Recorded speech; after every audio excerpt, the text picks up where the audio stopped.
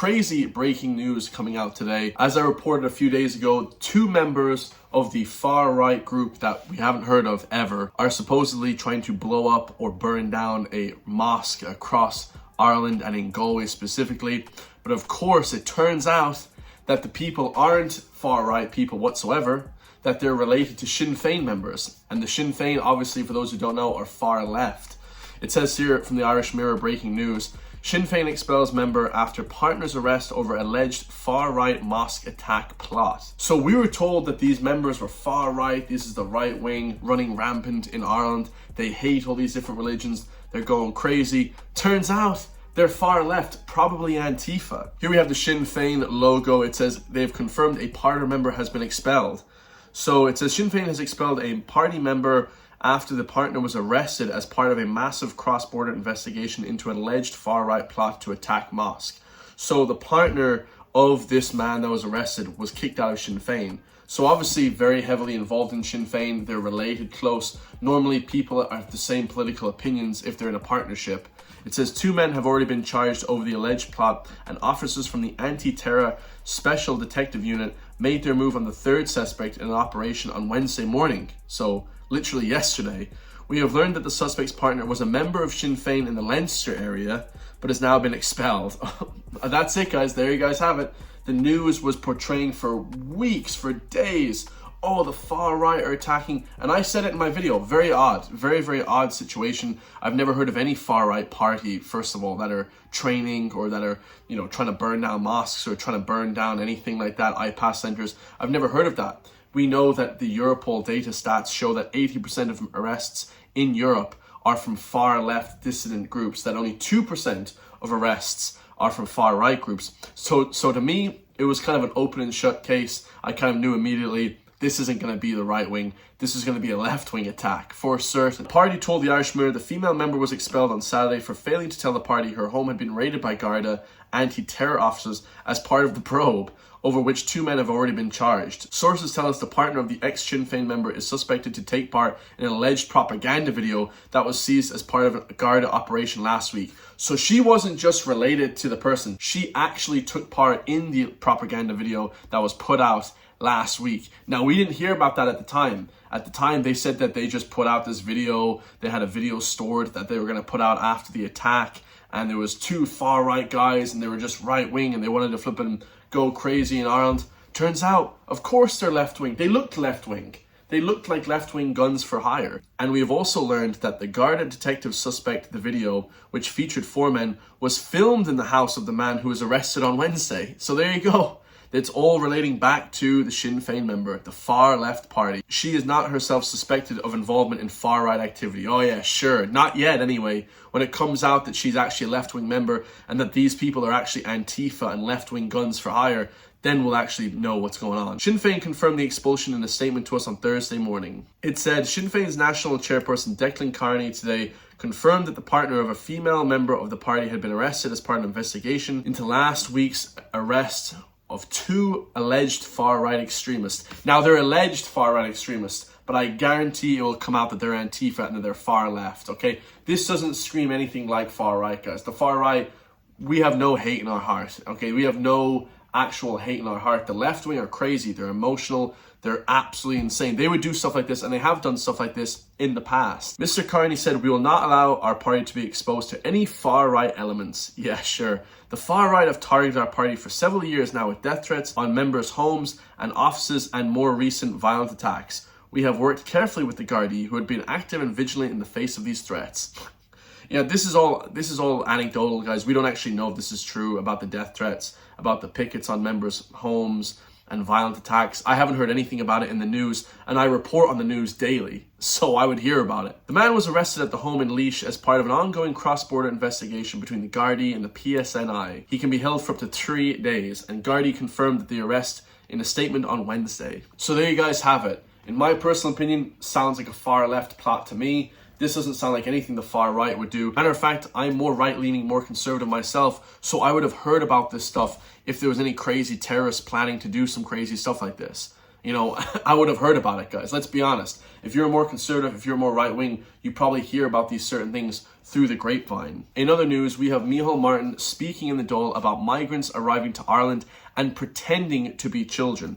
We know that, of course, that the attack in Donamead a few weeks ago, where the Ukrainian child, 17-year-old, came from a war zone, and within 4 days he was killed. He was stabbed 150 times by a psychotic Somalian kid who now we find out is actually an adult, not a kid whatsoever. He shouldn't have been actually in Tusla care. And it's a complete shit show. The Ukrainian kid would still be alive if Tusla were to actually do their job properly. Deputy Tobin raised the issue of the Ukrainian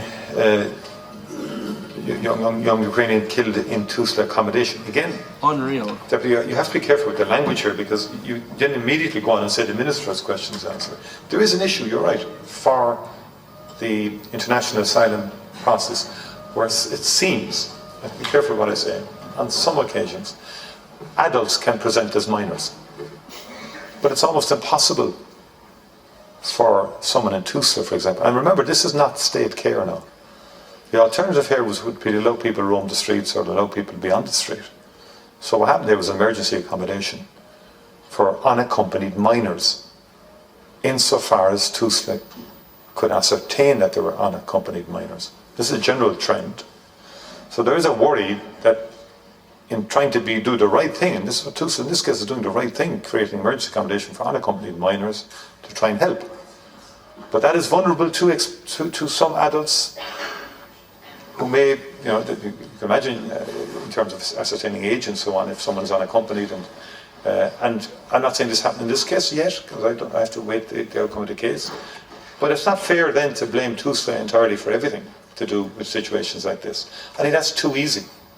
Well, I mean, whoever is checking people coming into the country, border control, you know, we actually have immigration control in Dublin Airport. They're not checking anybody. I never get checked when I come into Dublin Airport. You know, I don't see anybody ever getting checked. I don't see anything happening in Dublin Airport. You know, we have to do a massive crackdown on people and their ages of people that are coming into the country. They should have done a massive background check on this Somalian kid, who isn't a kid, he's an adult. We don't know what age he is, maybe 18, 19, 20, because he lost his mind, went crazy, because this Ukrainian kid was cooking bacon, and he ended up going in a mad rampage and stabbing him in the eye, stabbing him in the neck, 100 times plus. Then we have Micheál Martin saying in this video that the alternative is to let people roam the streets. No, that's not the alternative. The alternative is to take people and deport them out of the country. That's the alternative. And it's like you took exception to Deputy Coppinger about the Into Youth WhatsApp group. You took exception to the comments that were made.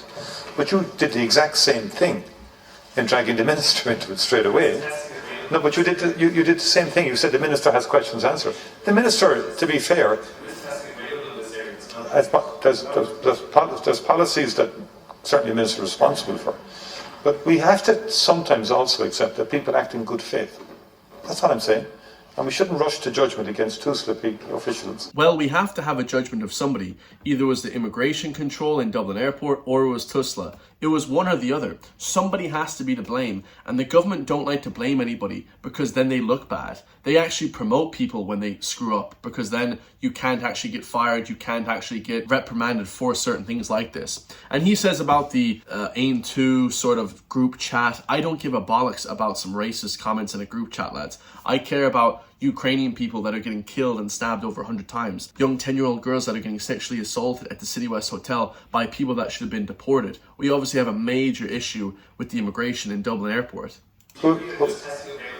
I don't know, is there? Immediately, someone comes in, it's drawn to the attention of authorities that there's an unaccompanied minor. It could be 17, 18, 19, 20, you know, 15, 14. I mean, people act, I would put it to you, that people acted in good faith here, with the best intentions. What happened was horrific. Shocking, what happened, that poor young child. No question about that. All I'm simply saying is the immediate rush to judgment and to attempt to blame, I think, is wrong. Like I said before, he doesn't want to blame anybody in the government, Tusla, or the immigration, or anybody like that, the IPO centre, or any sort of person that actually makes him look bad.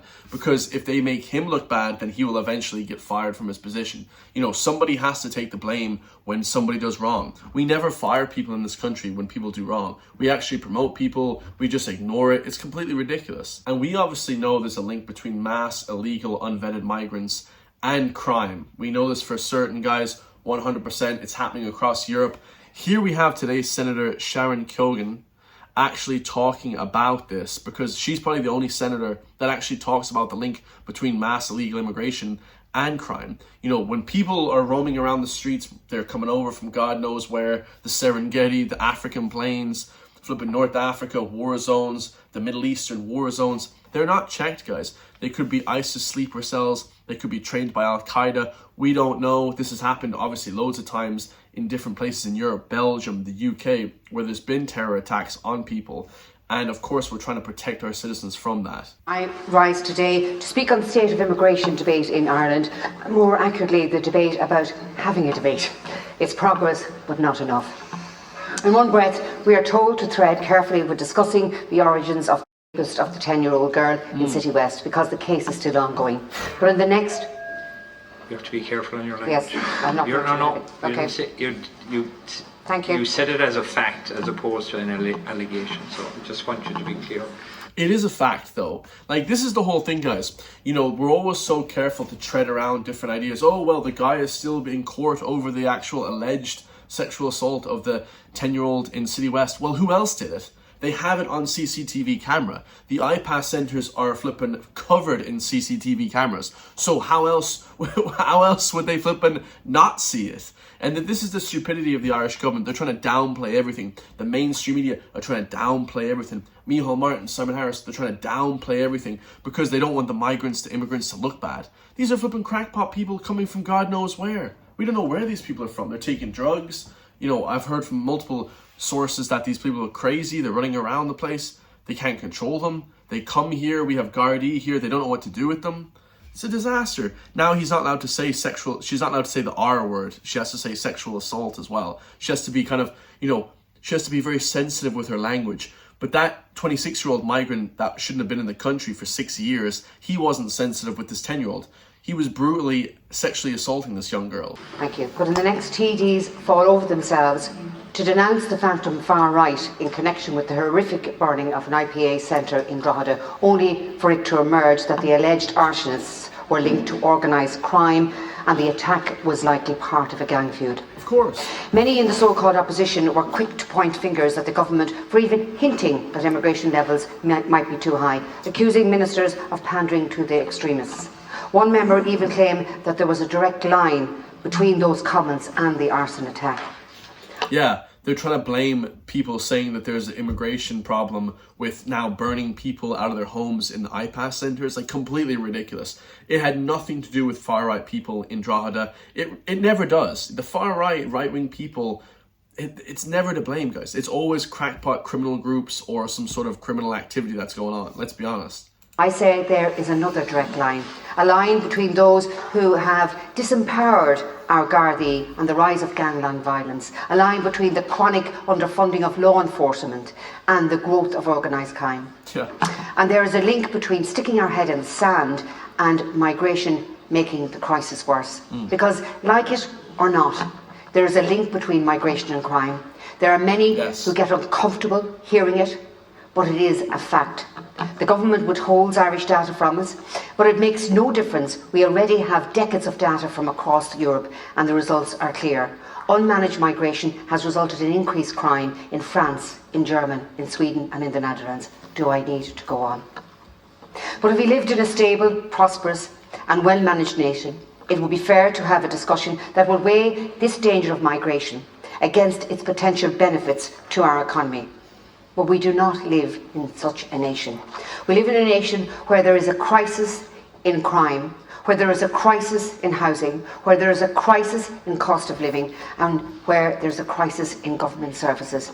And into this mess, we then throw open borders to effectively unlimited numbers of unvetted arrivals, and we expect nothing to go wrong. In fact, we could go further and denounce anyone who warns that things will go wrong. This is not irresponsible. This is total and utter suicidal insanity. Dear colleagues, it is time to talk seriously about what the real problems and solutions in this nation are. Because if people in these houses and in the media are too busy trying to feel good about themselves, then it pains me deeply to say they will create the exact crisis they claim they want to avoid. There will be more stabbings, there will be more rapes, and there will be more arson attacks, and there will be more riots. And in here people will keep wasting their breath accusing each other of being far right. So please, let's have a debate on immigration. I love it. I love Senator Sharon Keoghan. You're absolutely amazing. Much love to you. And some far left person thinks they're trying to be smart in the comment section down below and says there's a link between poverty and crime also, but we don't want to do anything about helping the poor people. So let's hyper focus on immigrants. But he's also correct, guys. There is a massive link between poverty. When you grow up in the flats and you don't have much, or if you grow up in the countryside like I did, don't have much either. You have a house, but you have flipping nothing in it. You barely can afford a car. You don't have a good job. This breeds criminal activity. This breeds selling drugs. This breeds getting into crime to make easy money, quick money. So absolutely there is a link between poverty. There's a link between, obviously, we have massive criminality in the flipping bourgeoisie, the rich people, the people, BlackRock and these massive elites. They're also creating poverty in this country. They're also stealing money and screwing over poor people in Ireland, 100%. So crime is a multifaceted thing, but guys, the immigrant crime is making it worse. Absolutely, guys. Absolutely, man. They said that, what, 70% of criminals in Germany now are like foreign born and this kind of stuff. So absolutely bizarre stuff. You know, they're flooding the country with these people. We don't know where they're from. They don't like it here. They don't like us. They're not trying to help us push their culture, push the heritage. It's a disaster, guys. The quicker we crack down on this and can have a debate about it, the better. I love you all. If you want to support me, hit the join link underneath the video. Become a member today for just €3 per month. We have new members every single day. Loads of unblocked, uncensored videos over on the membership channel. Hope you enjoyed that, and I'll see you all in the next one, guys. Peace.